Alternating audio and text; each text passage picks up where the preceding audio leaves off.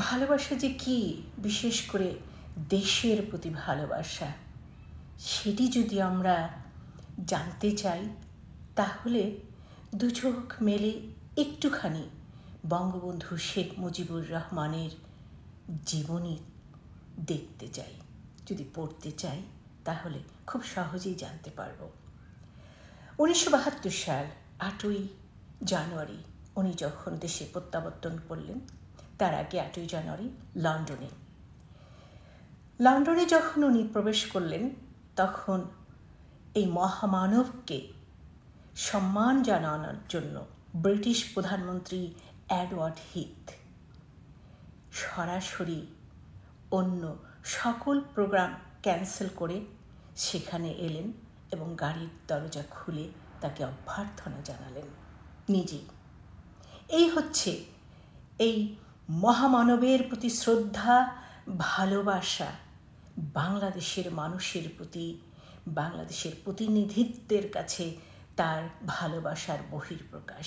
অথচ আমরা কি দেখছি, সেই লন্ডনে ব্রিটিশ একজন সাংবাদিক আমাদের দেশের প্রধান অধ্যাপক নোবেল লরিয়েট ইউনুসকে যখন প্রশ্ন করলেন বাংলাদেশের কিছু নিয়ে, তখন তিনি উত্তর করলেন, বাংলাদেশের প্রতিটি মানুষ করাপ্টেড, বাংলাদেশের মানুষ টাকা খেয়ে ভোট দেয়। আমার সত্যি অবাক লেগেছে, কত পার্সেন্ট মানুষ টাকা খায়? 5%, 10%?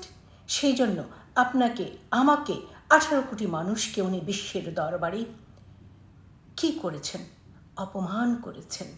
তিনি বিশ্বের দরবারে বাংলাদেশের পুরো জনগণকে মেলাইন করেছেন, যেটি একজন গুণী, এত শিক্ষিত নোবেল লরিয়েট মানুষের কাছে আশা করা যায় না। আমার সত্যি অবাক লাগছে। আমি সারা জীবন শুনেছি, জেনেছি গুণী মানুষ নাকি তার চারিদিকে গুণান্বিত করে তোলেন, শিক্ষিত মানুষ নাকি তার শিক্ষার আলোয় চারিদিক আলোকিত করে তোলেন, শান্তিপ্রিয় মানুষ নাকি তার শান্তি দিয়ে পৃথিবীতে শান্তি বর্ষণ করেন। অথচ আমরা কি দেখছি? বাংলাদেশে গত 10 মাসে আমরা কি শান্তি দেখেছি? আমি তো জানি না বাংলাদেশের মানুষ শান্তিতে ঘুমোতে পারছে কি। আপনারা তো জানেন, ঘুমোতে পারছে না। দেশে কোনো আইন নেই, কানুন নেই, অরাজকতায় দেশ ভর্তি, কোনো ঐক্য নেই। অথচ উনি বারবার ঐক্যের মিটিং করেন। আমি তুলনা করছি না বঙ্গবন্ধুর সাথে, এই মানুষটিকে কোনোভাবেই তুলনা করছি না। আমি শুধু স্মরণ করছি বঙ্গবন্ধুর মতো মানুষের দেশের প্রতি যে দেশের প্রেম, জনগণের প্রতি যে ভালোবাসা, সেটি শুধু একটু স্মরণ করতে চাচ্ছে ক্ষুদ্র মানুষ হয়ে। আপনারা জানেন, সবাই জেনে থাকবেন, ব্রিটিশ সে বিখ্যাত সাংবাদিক ডেভিড ফ্রস্ট 1972 সালের 18ই জানুয়ারি দেশে প্রবেশ করার কদিন পরই, বঙ্গবন্ধু প্রত্যাবর্তন করার কয়েকদিন পরই তিনি তার একটি বিশেষ ঐতিহাসিক বিখ্যাত একটি সাক্ষাৎকার নিয়েছিলেন। সেই সাক্ষাৎকার অনেক বড়।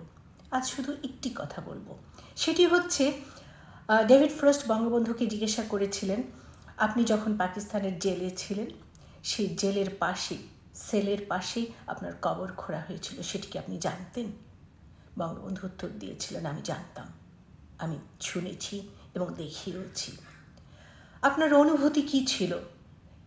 আপনাকে কবর দেয়া হবে এটি শোনার পরে সর্বপ্রথম আপনার কার কথা মনে পড়েছিল? আপনার স্ত্রী, সন্তান, পরিবার, পরিজন?